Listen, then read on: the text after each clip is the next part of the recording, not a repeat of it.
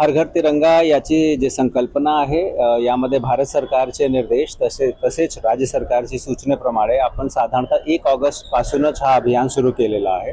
याचे 3 फेजेस आहेत, 1 ऑगस्ट से 8 August, 8 August से 12 August आणि 13 ऑगस्ट पासून 15 ऑगस्ट। यामध्ये विविध जे कार्यक्रम आपल्याला हाती घ्यायचे आहे त्यामध्ये ठाणे महानगरपालिकाने खूप उत्साहाने सहभाग नोंदवला आहे। हेतू याचा एकच आहे की तिरंगेबद्दल गौरव, तिरंगेबद्दल आपला जे अभिमान आहे ते समाजचे प्रत्येक घटकापर्यंत पोहोचला पाहिजे। यामध्ये विशेषतः आपण फोकस करत आहोत शाळेचे जे स्टुडंट्स आहेत, विद्यार्थी आहेत, त्यांच्यामध्ये तिरंगेची संकल्पना, तिरंगा आपले देशाचे जे प्रतीक आहे त्याच्याबद्दल अभिमानाचा बोध त्यांच्या मनात तयार करणे, याच्यावर आपण खूप काम करत आहोत आणि विविध यामध्ये उपक्रम आपण हाती घेतला आहे। आता नुकतेच आपण रविवारी मॅरेथॉनचं आयोजन केला होता, तिथे आपण तिरंगेबद्दल शपथ जेवढे खेळाडू होते, जेवढे धावक होते त्यांना आपण दिली। याचे व्यतिरिक्त शाळा महाविद्यालयामध्ये रंगोली स्पर्धा, चित्रकला स्पर्धा, निबंध स्पर्धा, क्विझेस हे आहेत। त्याचे व्यतिरिक्त हरघरतिरंगा.com ही जे वेबसाईट आहे त्याच्यावर क्विझ स्पर्धा आहे, ज्यामध्ये आपण आपले मुलींना स्टुडंट्सला सहभागी होण्यासाठी प्रेरित करत आहोत।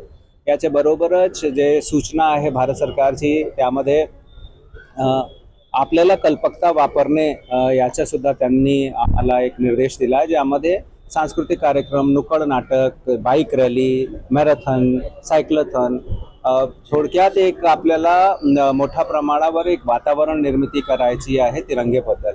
यामध्ये ठाणे महानगरपालिका बाकी जे भारत सरकारकडून प्राप्त झालेली सूचना आहे त्याच्या अनुषंगाने तर कारवाई करतच आहेत। आपण 15 ऑगस्टचे पूर्व 15 आपले जे आमचे जे वल्नरेबल पॉईंट्स असतात गार्बेजच्या दृष्टिकोनातून, ज्याला आपण GBP म्हणतो, अर्थात जिथे अनेक वर्षापासून किंवा अनेक दशकांपासून असे स्पॉट्स जिथे गार्बेज पडायचा, कचरा पडायचा, त्याच्या संपूर्ण कायापलट करणे, त्याचा फेसलिफ्ट करणे हा आपण अभियान हाती घेतला आहे आणि 15 ऑगस्टचे पूर्व असे 15 लोकेशन आपण कन्वर्ट करणार आहे। थोडक्यात जे स्वच्छतेचा संदेश आहे आणि हर घर तिरंगेचा संदेश आहे ते या दोघांना आपण संयुक्त करण्याचा प्रयत्न करत आहोत। साधारण किती तिरंगा कुठे पोहोचणाऱ्या आस्थापनांना देखील मागच्या वेळेस आपण तिरंगा दिला होता, यंदा देखील एक वेगळा स्वरूप असणार आणि कोणकोणते महत्त्वाचे स्पॉट निवडले गेले? आपण जे तिरंगेचा वाटप आहेत आणि तसेच तिरंगेची विक्री आहे याचे विविध केंद्र आपण तयार केलेले आहेत। शाळा महाविद्यालयामध्ये तिरंगेचा वाटप आणि विक्री याच्यासाठी आपण केंद्र तयार केले आहेत। जेवढे आपले महत्त्वपूर्ण चौक आहेत तिथे सुशोभीकरण करणे, जेवढे महत्त्वपूर्ण आपले रस्ते आहेत तिथे सुशोभीकरण करणे, याच्यासाठी महापालिकाने नियोजन केलेलं आहे। याचे बरोबरच तिरंगेचा विटंबना होणार नाही 15 ऑगस्टच्या कार्यक्रमानंतर आणि कुठेही त्याचा अपमान होणार नाही याची सुद्धा आपण काळजी घेत आहोत आणि त्याच्यासाठी आपण विशेष प्रबंध केलेला आहे। सर, गेल्या काही दिवसापासून कचऱ्याचा अनेक ठिकाणी लोक विरोध देखील करत आहे, कचरा या ठिकाणी टाकू नये, मात्र मनीष जोशी सरांनी ज्या पद्धतीने पाहणी करून, अनेक रोडे साहेबांनी पाहणी करून कचरा अक्षरशः हटवला, मात्र अजूनही मागणी आहे की स्वतःचं डम्पिंग पाहिजे महानगरपालिकेला, मुंब्रा असेल, कळवा असेल, दिवा असेल, आशा। निश्चितरित्या ही मागणी खूप रास्त आहे। एवढी मोठी महानगरपालिका ज्याची लोकसंख्या जवळपास 32 लाख पोहोचली असेल, तिथे डिसेंट्रलाइज पद्धतीने आपल्याला कचरा संकलन केंद्र आणि तसेच कचरा स्थानांतरण केंद्र हे आपल्याला तयार करणे खूप आवश्यक आहे। माननीय उपमुख्यमंत्री महोदय त्यांचा खूप बारीक लक्ष आहे या विषयाबद्दल, आपले खासदार साहेबांचं खूप बारीक लक्ष आहे या विषयाबद्दल आणि आपण हळूहळू हे जे आपले ट्रान्सफर स्टेशन्स आहेत, कचरा स्थानांतरण केंद्र आहेत, त्यांची संख्या वाढवत आहोत। तसेच आटकोलीमध्ये जे आपल्याला शासनाकडून जागा प्राप्त झालेली आहे तिथे एक आपण एकीकृत प्रकल्प तयार करत आहोत आणि तिथला काम सुद्धा खूप झपाट्याने चालू आहे। तर गायमुखचा प्रश्न अजून मार्गी लागलेला नाही, काय काम चालू आहे दोन्ही रस्त्याचं, मात्र उपमुख्यमंत्री एकनाथ शिंदे यांनी नाराजी व्यक्त केली होती। काय वाटतं येणाऱ्या काळात गायमुख रस्ता सुसज्ज अशा पद्धतीने वाहतूक कोणती दूर होणार का? गायमुखच्या रस्त्याची जे दुरुस्तीचं काम आहे तो खूप योग्य पद्धतीने आता पुढे चालला आहे। शुक्रवार, शनिवार, रविवार 3 दिवस संपूर्ण यंत्रणा आपण तिथे राबवून जवळपास 70% काम कंप्लीट केलेलं आहे आणि त्यामध्ये सर्वात अगोदर तिथे एक्सकेवेटिंग आणि ग्राउटिंग ही कारवाई आपण कंप्लीट केली आहे। 2 दिवस नंतर पुन्हा आपण मीरा भाईंदर पोलिसांकडून ब्लॉकेज प्राप्त करून 3 दिवसाचा त्याचे ब्लॅक टॉपिंगचं काम मास्टिक वापरून आपण कंप्लीट करणार आहे। आणि जे आपल्याला तज्ज्ञ जे आम्हाला गाईड करत आहे या विषयाबद्दल अर्थात IIT मुंबई त्याचे तांत्रिक सल्लागार त्यांनी आम्हाला पूर्णतः आश्वस्त केलं आहे की हा रस्ता एकदा दुरुस्त केल्यानंतर निश्चितरित्या टिकणार आहे. तर उन्नत मार्ग देखील सुरू आहे, काम मोठ्या प्रमाणात, त्यामुळे वाहतूक कोंडी पिकावरसला मोठ्या प्रमाणात होतात. वाहतुकीमध्ये अनेक जण अडकले जातात, ॲम्ब्युलन्स असतील या इतर शाळकरी मुलं देखील. त्यामुळे नक्कीच कुठेतरी वाहतूक डायव्हर्जेशन करण्यासाठी काय प्लॅन केला आहे का येणाऱ्या काळात? वाहतूक आपल्याला सुरळीत ठेवण्यासाठी आपण शॉर्ट टर्म लॉंग टर्म दोन्ही मेजर्सवर काम करत आहोत. आपल्याला कल्पना असेल साधारणतः प्रत्येक 2 आठवड्यामध्ये माझे पातळीवर पोलीस डिपार्टमेंट सकट ट्रॅफिक चे सगळे अधिकारी, नॅशनल हायवे, PWD, MMRDA हे सगळे अधिकाऱ्यांबरोबर आपण बैठक घेतो. याचे व्यतिरिक्त जेवढे बॉटलनेक्स आहेत ते आपण आयडेंटिफाय केलं आहे, जेवढे ब्लॅक स्पॉट्स आहेत ते आयडेंटिफाय केलं आहे. एक तथ्य आपल्याला स्वीकार करावं लागेल की आपल्या ठाणे सिटीमध्ये वाहनांची जी डेन्सिटी आहे ती खूप मोठी आहे. आपल्याकडे रजिस्टर्ड वाहनांची संख्या 13 लाखपेक्षा जास्त पोहोचली आहे आणि या पार्श्वभूमीवर रस्त्यांच्या विस्तारची जरी एक मर्यादा असेल तरी एक टायमिंग व्यवस्थित करून एखाद्या ठिकाणी आपल्याला डायव्हर्जन देणे, एखाद्या ठिकाणी रस्ता बंद करणे, TPमध्ये जे प्रस्तावित रस्ते आहेत त्यांचा विकास करणे, ही सगळी गोष्टीवर आपण लॉंग टर्ममध्ये काम करत आहोत. आपल्याला कल्पना आहेतच की आपण कोस्टल रोडचं काम तसेच घोडबंदर रस्त्याचे विस्तारचं काम आपण तीव्र गतीने हाती घेतलं आहे. एकदा पावसाळा संपला की घोडबंदर रस्त्याचे विस्तारचं काम पुन्हा सुरू होईल आणि निश्चितरित्या वाहतूकला दिलासा मिळेल. स्ट्रीट पोल काही ठिकाणी नाही ब्लॅक स्पॉटवरती, त्यामुळे काय त्या ठिकाणी काम यंत्रणा राबवणार आहे तर अनेक ॲक्सिडेंट देखील झाले. जरूर आम्ही राबवणार आहे. साधारणतः MSEDCLने आम्हाला 60 कोटी रुपयाची मागणी केली होती, ज्यामध्ये जेवढे स्ट्रीट पोल्स आहेत ते शिफ्ट करण्यासाठी युटिलिटी शिफ्टिंगचे अनुषंगाने, आणि हा विषय काही दिवसासाठी अनुत्तरित होता की हा खर्च महापालिकेने करावा किंवा MSEDCL करेल. शेवटी महापालिकेने हा दायित्व स्वीकार केला आहे आणि 60 कोटी रुपये खर्च करून जेवढे स्ट्रीट पोल्स आहेत आपले ज्यांच्यामुळे वाहतुकीला अडथळा निर्मित होतो किंवा जे अपघातला प्रेरित करतात ते सगळे आम्ही शिफ्ट करत आहोत. गेल्या काही दिवसापासून कोर्टाच्या आदेशानुसार अनधिकृत बांधकामाची तोडक कारवाई सुरू आहे. मात्र आता अशातच दंड देखील तुम्ही वसूल करण्यात आला होता. आता कुठं दंड माफ करण्याचे आदेश द्यायचे उपमुख्यमंत्री नगरविकास खात्याने दिले. काय वाटतं एकंदरीत ही कारवाई त्यात दंड बोजा महापालिकेवरती पडू शकतो?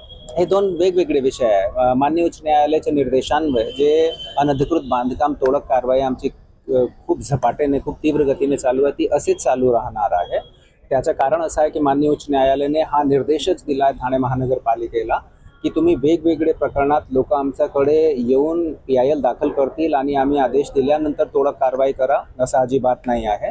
आणि जेवढे तुमच्याकडे सर्वेमध्ये अनधिकृत बांधकाम आढळले आहे त्यांना विहित लीगल प्रोसेस जे ड्यू प्रोसिजर ऑफ लॉ आहे ते कंप्लीट करून तोडण्याची कारवाई करायचीच आहे. आता जे दुसरा प्रश्न आहे की आपल्याकडे अनेक दशकांपासून जे अनधिकृत बांधकाम आहे ज्याच्यावर आपण मूल कर आकारणी करतो आणि त्याच्यावर दंडात्मक रक्कमची आकारणी करतो, तो हा विषय ठाणे महानगरपालिका नव्हे तर साधारणतः प्रत्येक महानगरपालिकेमध्ये आहे हा विषय. आणि काय असतो की जे मूल आपण कर लावतो त्या करावर जे दंडाची रक्कम असते ती खूप मोठी प्रमाणावर झाल्यामुळे लोक ते टॅक्स आपल्याला देत नाही. याच्या अनुषंगाने राज्य शासनाने हा धोरण किंवा हा निर्णय घेतला आहे की ज्यामध्ये दंडात्मक रक्कम राज्य शासनाने माफ केली आहे. राज्य शासनाच्या या निर्णयामध्ये खूप स्पष्ट त्यांनी अधोरेखित केलं आहे की ही रक्कम माफ केल्याचा असा अजिबात अर्थ नाही आहे की हे अनधिकृत बांधकाम अधिकृत म्हणून घोषित करण्यात येत आहे. अर्थात हा फक्त एक वित्तीय धोरण आहे. याच्यामुळे अनधिकृत बांधकामाला गती मिळणे, दुजोरा मिळणे किंवा त्यांना प्रोत्साहन मिळणे असं काही होऊ शकते ही शक्यता अजिबात नाही आहे. अजूनही मोठमोठे बंगल्याचं काम सुरू आहे, महानगरपालिकेवर कारवाई दिसत नाही. आपल्याला कल्पना आहे की साधारणतः मागील 1 महिन्यात आपण रेकॉर्ड कारवाई केलेली आहे अनधिकृत बांधकाम विरुद्ध आणि यामध्ये आम्ही प्रायोरिटीज यामध्ये ठरवलं आहे. या प्रायोरिटीजच्या अनुषंगाने आपण सिस्टमॅटिकली पुढे जात आहोत. माननीय उच्च न्यायालयाने येऊर भागात जे आपले टर्फ आहेत तसेच जे कमर्शियल बांधकाम आहे त्याच्यावर टॉप प्रायोरिटीवर कारवाई करण्याची सूचना दिली होती. त्याच्या अनुषंगाने कारवाई आपण करत आहोत. सर, ते अभय दिलं जातंय असं देखील विरोधकांचं म्हणणं आहे आणि हा जो दंड आहे त्या राजकारणासाठी हा फायद्यासाठी करण्यात आलेलं काम आहे असं देखील विरोधकांचं म्हणणं आहे. त्यामुळे कुठे महानगरपालिकेवर बोट ठेवण्यात येते शंकेनुसार? प्रश्नच येत नाही. आपलं जसं मी सांगितलं की हा जे धोरण राज्य सरकारने निर्णय घेतला आहे किंवा हा निर्णय घेतला आहे, हा ठाणे महानगरपालिका पहिली महानगरपालिका आहे असा नाही आहे. याच्या अगोदर साधारणतः वर्ष 1.5 वर्ष अगोदर पिंपरी चिंचवड महानगरपालिकेबद्दल सुद्धा हा निर्णय झाला आहे. ज्या ज्या महानगरपालिकेमध्ये मोठ्या प्रमाणावर असे अनधिकृत बांधकाम आहेत आणि टॅक्स वसुलीवर जिथे जिथे अडचण निर्मित होते त्या महापालिकेबद्दल शासनाने असे निर्णय घेतले आहेत. तो अहवाल आम्हाला माननीय उच्च न्यायालयाला सादर करायचा आहे आणि माननीय उच्च न्यायालयाने जे निर्देश दिला आहे संबंधित अधिकाऱ्यांवर विहित प्रक्रिया पूर्ण करून जे अनुशासनात्मक कारवाई करायची, त्यामध्ये आपल्याला कल्पना आहेतच की मोठ्या प्रमाणावर आपण सस्पेन्शनची कारवाई हाती घेतला आहे आणि ज्या अधिकाऱ्यांविरुद्ध डिपार्टमेंटल इन्क्वायरी चालू आहे ते लॉजिकल कन्क्लुजनपर्यंत घेऊन जाणे आणि तो अहवाल उच्च न्यायालयाला टॉप प्रायोरिटीवर सादर करणे असं आमचा धोरण आहे. रंगाची तिसरी घंटा कधीपर्यंत वाजणार आहे? चेहरा मुर्रा बदललेला आहे, त्यामुळे सर्वांना जास्त वेळ वाट बघावी लागणार नाही. माननीय डेप्टी सीएम साहेबांनी आम्हाला अल्टिमेटम दिलाच आहे. 15 ऑगस्टला डेप्टी सीएम साहेबांची उपस्थितीमध्ये त्याचं उद्घाटन आहे. आज 12 तारीख आहे, तर शेवटचे 2-3 दिवस यामध्ये आपला ट्रायल, आपल्याला कल्पना आहे की एक साधारणतः 15 दिवस आधीपासून ट्रायल आपण सुरूच केला होता. या दरम्यान तिथे civil work, electrical work, light, sound आणि तसेच जे सुशोभीकरण, हे 5 घटकांमध्ये आपण कारवाई केली आहे. त्या म्हणजे 505 घटकांच्या शेवटच्या परीक्षण आपला चालू आहे. 2 दिवसात आपण तो कंप्लीट करणार. 15 ऑगस्टला माननीय डेप्टी सीएम साहेबांच्या उपस्थितीमध्ये उद्घाटन होईल. खुर्च्यांची घट झालेली आहे, त्यामुळे कुठेतरी नाराजी देखील फार जास्त असं काही लाक्षणिक घट झालेली असा नाही आहे. आपण थोडासा त्याला आरामशीर करण्याचा प्रयत्न केला, कारण तिथे कार्यक्रम 3-3 तासचे होतात. याच्या अगोदर खुर्च्यांची गुणवत्तेबद्दल खूप तक्रार होती. 3 तास बसल्यानंतर लोकांना पाठीचा त्रास आणि आपण खूप बारकाईने खुर्च्यांच्या डायमेन्शन बघून, फार मोठी नाही झाली पाहिजे, त्याच्यामध्ये संख्या फार नाही घटली पाहिजे, याची आपण काळजी घेतली आहे. शेवटचा प्रभाग रचनेसंदर्भात सर्वच कामाला लागलेत का वाटतं? प्रभाग रचना हे जी ज्या पद्धतीने केलेली आहे, कुठेतरी त्यामध्ये कुठेतरी बसून करण्यात आलेली आहे. प्रभाग रचनेसंदर्भात आरोप केला जातोय महापालिकेवरती, राजकीय कुठेतरी आता प्रभाग रचना एक आपल्याला कल्पना आहेतच की हे एक स्टॅच्युटरी प्रोसेस आहे आणि यामध्ये कुठल्याही प्रकारचा घोड किंवा गोंधळ होऊ शकत नाही. यामध्ये चेक अँड बॅलन्स जे इलेक्शन कमिशनने भरपूर मात्रामध्ये ऑलरेडी समावेशित केलेले आहेत.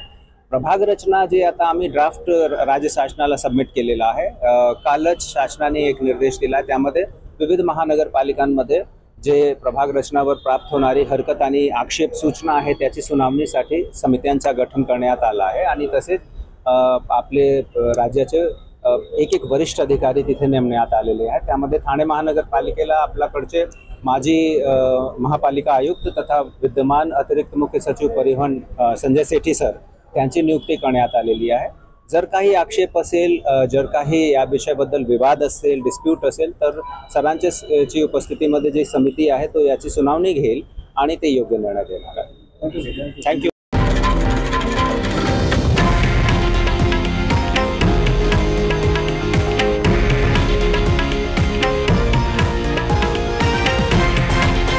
हे आहे देशातील नंबर 1 न्यूज नेटवर्क आणि आपण पाहत आहात TV9 मराठी, एकमेव.